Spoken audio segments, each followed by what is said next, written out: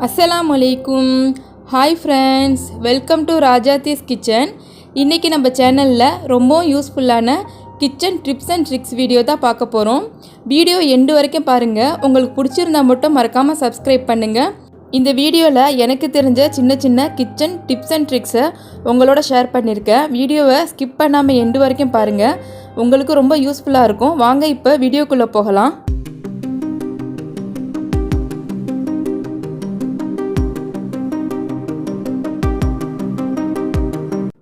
First டிப்ஸாக நான் சப்பாத்தி சூடு பண்ணுறது தான் உங்களோட ஷேர் பண்ணியிருக்கேன். நம்ம சப்பாத்தியை எந்த அளவுக்கு தான் சாஃப்டாக சுட்டுருந்தாலும் அதை மறுநாள் வச்சு யூஸ் பண்ண சப்பாத்தி அந்த அளவுக்கு சாஃப்டாக இருக்காது. அதை நம்ம சும்மா தோசை தவாவில் அப்படியே சூடு கட்ட சப்பாத்தி இன்னும் ரஃப்பாக போய் சாப்பிட்றதுக்கு அந்த அளவுக்கு நல்லா இருக்காது. அதுக்கு நீங்கள் இந்த டிப்ஸை ஃபாலோ பண்ணி பாருங்கள். சப்பாத்தி எப்படி நம்ம ஃபஸ்ட் டைம் சுட்டோமோ அதே அளவு டேஸ்ட்டாகவும் இருக்கும், சப்பாத்தி சாஃப்டாகவும் இருக்கும். தோசை தவாவை நல்லா சூடு பண்ணிவிட்டு அதில் கொஞ்சமாக தண்ணி அப்ளை பண்ணிக்கிறேன். அதை எல்லா பக்கமும் ஸ்ப்ரெட் பண்ணி விட்டுட்டு இப்போ அதில் நம்ம அந்த சப்பாத்தியை சேர்த்து ரெண்டு பக்கமும் நல்லா நம்ம ரோஸ்ட் பண்ணி எடுக்கும். சப்பாத்தி எப்படி ஃபஸ்ட்டு நம்ம சுட்டோமோ அதே அளவுக்கு டேஸ்ட்டாக இருக்கும், சப்பாத்தி சாஃப்டாகவும் இருக்கும். இது இல்லாமல் நம்ம ஆயில் சேர்த்து நம்ம சூடு பண்ண சப்பாத்தி எண்ணெய் கொத்த அந்த அளவுக்கு டேஸ்ட் இல்லாமல் போயிடும். நான் பிக்க நீங்களே பாருங்கள் சப்பாத்தி எப்படி சாஃப்டாக இருக்குண்டு. இது நான் முதல் நாள் நைட்டு சுட்ட சப்பாத்தி. இது நீங்களும் இந்த டிப்ஸை ஃபாலோ பண்ணி பாருங்கள், ரொம்ப யூஸ்ஃபுல்லாக இருக்கும். நெக்ஸ்ட்டு டிப்ஸாக பால் காய்ச்சதை பற்றி தான் உங்களோட ஷேர் பண்ணியிருக்கேன். நம்ம எவ்வளோதான் பால் காய்ச்சம் பக்கத்துலேயே இருந்து பார்த்துக்கிட்டாலும் அந்த நேரத்தில் பால் பொங்கி வராது. ஏதாவது ஒரு அர்ஜென்ட் வேலையாக நம்ம நவந்து போகும்போது தான் அந்த பால் பொங்கி ஊற்றி நமக்கு 1க்கு 2 வேலை வைக்கும். இந்த மாதிரி சம்பவம் எல்லார் வீட்லேயுமே நடந்திருக்கும்.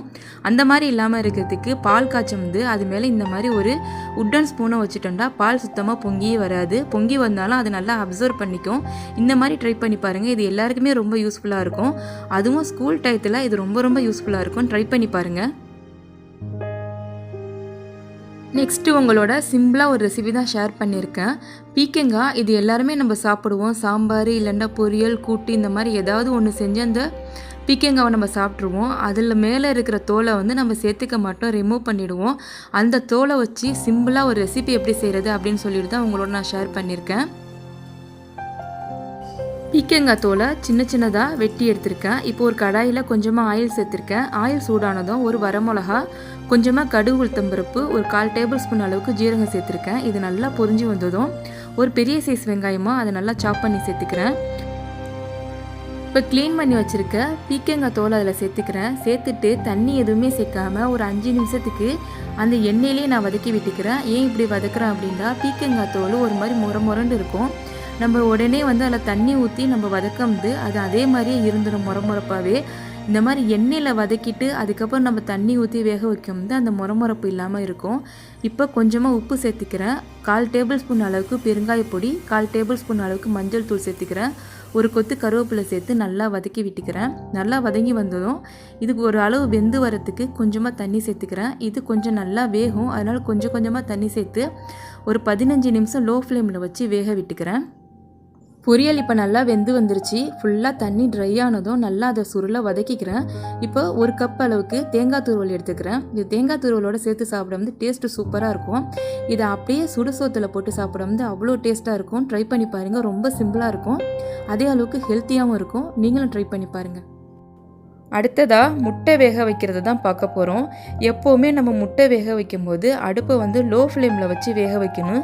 எடுத்த உடனே நம்ம முட்டையை ஹை ஃப்ளேமில் வேக வச்சோம்னா முட்டை வேகிறதுக்கு முன்னாடியே ஒன்றோட ஒன்று மோதி சீக்கிரமே உடஞ்சிரும். அந்த மாதிரி இல்லாமல் இந்த மாதிரி லோ ஃப்ளேமில் வச்சு வேகும் போது முட்டை நமக்கு நல்லாவே வெந்து வரும். அதே மாதிரி முட்டையோட தோல் சீக்கிரமே நமக்கு ரிமூவ் ஆகி வரத்துக்கு அதில் கொஞ்சமாக கல்லுப்பு சேர்த்து வேக வைக்கும் போது முட்டை நல்லா அழகாக அப்படியே தோல் உறிஞ்சி வந்துடும். அதே மாதிரி முட்டை வேக வச்ச தண்ணியை ஆற விட்டு வீணாக்காமல் தண்ணி சூடாக இருக்கும்போதே சிங்கில் தூக்கி ஊற்றும் போது சிங்கில் இருக்க கிருமியும் போயிடும். அந்த தண்ணியை ஆற விட்டு வீணாக்காமல் இந்த மாதிரி ட்ரை பண்ணி பாருங்கள். எப்படி இருந்தாலுமே சிங்கை க்ளீன் பண்ணுறதுக்கு நம்ம சுடு தண்ணி வச்சு ஊற்றி க்ளீன் பண்ணுவோம். இந்த மாதிரி முட்டை வேக வச்ச தண்ணியை வச்சு க்ளீன் பண்ணும்போது நமக்கு கேஸை மிச்சமாகும். இதனால் நமக்கு பணமும் நிறைய மிச்சமாகும். இந்த மாதிரி ட்ரை பண்ணி பாருங்கள்.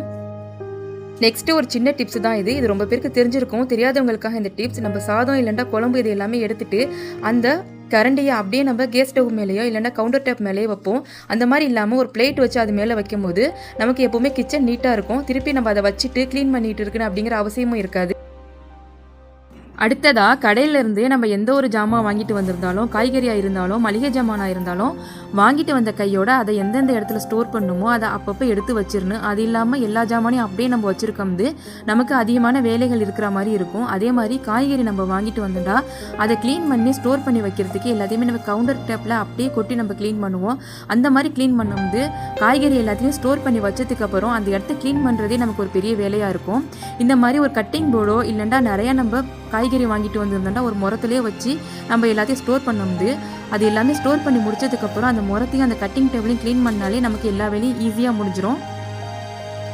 நெக்ஸ்ட்டு டிப்ஸாக சாதமோ இல்லைண்டா பருப்போ எது நம்ம குக்கரில் வேக வச்சாலும் அதுலேருந்து தண்ணி பொங்கி வராமல் இருக்கிறதுக்கு இந்த மாதிரி ஒரு ஸ்பூன் போட்டு அதுக்கப்புறம் நம்ம விசில் விட்டோம்டா தண்ணி சுத்தமாக பொங்கியே வராது. இந்த மாதிரி ட்ரை பண்ணி பாருங்கள். இதனால் நமக்கு கேஸ் அடுப்பு துடைக்கிற வேலை மிச்சமாக இருக்கும்.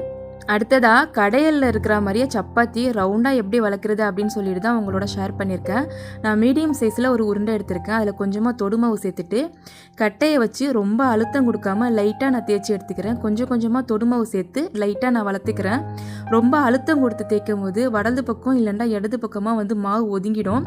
அந்த மாதிரி பார்க்கும்போது ஒரு பக்கம் தின்னாகவும் ஒரு பக்கம் திக்காகவும் இருக்கும். சப்பாத்தி அந்த அளவுக்கு டேஸ்ட்டாக இருக்காது. இந்த மாதிரி சமமாக லைட்டாக நம்ம அழுத்தம் கொடுத்து அந்த மாவை நம்ம திரட்டும் போது எல்லா பக்கமும் சமமாக இருக்கும். பார்க்குறதுக்கு அழகாக ரவுண்டு ஷேப்பில் வந்திருக்கும்.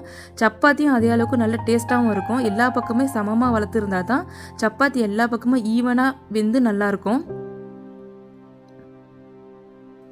அப்படி நமக்கு இந்த மாதிரி ஈவனாக ஒரே சேஃபில் ரவுண்டாக நமக்கு வளர்க்க தெரிலண்டா நார்மலாக நம்ம மாவை திரட்டிட்டு இந்த மாதிரி ஒரு லிட்டை வச்சு கட் பண்ணி எடுத்துக்கிட்டோண்டா ஈஸியாக நமக்கு ஒரே சேஃபில் அழகாக வந்துடும். இது ஆரம்ப ஸ்டேஜில் சமையல் செய்கிறவங்களுக்கு ரொம்ப ஈஸியாக இருக்கும். சப்பாத்தி எல்லா பக்கமும் வெந்து இருந்தால் தான் டேஸ்ட்டு நல்லாயிருக்கும். நெக்ஸ்ட்டு சப்பாத்தி ரொம்ப சாஃப்டாக அதே மாதிரி லேயராக வரத்துக்கு இந்த டிப்ஸை ஃபாலோ பண்ணி பாருங்கள். இது ரொம்ப சிம்பிளானது தான். நான் உருண்டையை ஓரளவு மட்டமாக திரட்டிக்கிறேன். அதில் கொஞ்சமாக ஆயில் அப்ளை பண்ணிவிட்டு கொஞ்சமாக தொடுமாவு சேர்த்து இப்போ திரும்பவும் ஒரு உருண்டையாக எடுத்துக்கிறேன். இந்த மாதிரி அதை ஃபுல்லாக மாவை உள்ளக்க வச்சு ஃபுல்லாக நான் உருண்டையாக திரட்டி எடுத்துக்கிட்டு இப்போ எப்பவும் போல் கொஞ்சமாக தொடுமாவு சேர்த்துட்டு அதை நான் நல்லா திரட்டி எடுத்துக்கிறேன். இந்த மாதிரி திரட்டி எடுத்து நம்ம சப்பாத்தி சுடும்போது சப்பாத்தி நல்லா அழகாக லேயராக வரும். அதே அளவுக்கு சப்பாத்தி நல்லா சாஃப்டாகவும் இருக்கும். நல்லா உப்பலாகவும் வரும். எப்போவுமே சப்பாத்தி திரட்டம் ஒரே பக்கமாக வச்சு நம்ம அழுத்தம் கொடுத்து தேய்க்காம எல்லா பக்கமும் சமமாக வரா மாதிரி அழுத்தம் கொடுத்து தேய்ச்சண்டா சப்பாத்தி சாஃப்டாக இருக்கும். எல்லா பக்கமும் வெந்திருக்கும். இப்போ பாருங்கள் சப்பாத்தி ஒரே சைஸாக இருக்குது. நல்லா பார்க்குறதுக்கு சர்க்கலாக இதை நல்லா கல்லை ஹீட் பண்ணிவிட்டு அதுக்கப்புறம் சப்பாத்தி நம்ம சுட்டு எடுக்கும்போது சப்பாத்தி எல்லா பக்கமும் ஈவனாக வெந்து வந்திருக்கும். இந்த மாதிரி சப்பாத்தி ட்ரை பண்ணி பாருங்கள். ரொம்ப டேஸ்ட்டாக இருக்கும். மறுநாள் ஆனால் கூட இந்த சப்பாத்தி வீணாக போகாமல் இருக்கும். நெக்ஸ்ட்டு சப்பாத்தியை சுடுறதுக்கு முன்னாடி கல்லை நல்லா ஹீட் பண்ணிக்க வேணும். அதே மாதிரி ஆயில் அப்ளை பண்ணுறதா இருந்தால் ரெண்டு பக்கமுமே சப்பாத்தியை ரோஸ்ட் பண்ணிவிட்டு அதுக்கப்புறம் ஆயில் அப்ளை பண்ணணும். அப்படி இல்லாமல் நம்ம ஒரு பக்கம் மட்டும் வேக விட்டுட்டு ஆயில் அப்ளை பண்ணணும்னா ரெண்டு பக்கமும் வேகாமல் போயிடும். இப்போ பாருங்கள் இதில் கொஞ்சம் கூட ஆயில் அப்ளை பண்ணவே இல்லை. இருந்தாலும் சப்பாத்தி நல்லா சாஃப்டாக நல்லா புஃபலாக வந்திருக்குது. நான் உங்களோட ஷேர் பண்ண டிப்ஸில் ஏதாவது ஒன்று உங்களுக்கு பிடிச்சிருந்தாலும் மறக்காமல் கமெண்ட் பண்ணுங்கள், லைக் பண்ணுங்கள். இந்த வீடியோ உங்களுக்கு யூஸ்ஃபுல்லாக இருந்துச்சுன்னா உங்கள் ஃபேமிலி ஃப்ரெண்ட்ஸோட ஷேர் பண்ணுங்கள். இன்னொரு யூஸ்ஃபுல்லான வீடியோவில் பார்க்கலாம். தேங்க்ஸ் ஃபார் வாட்சிங்.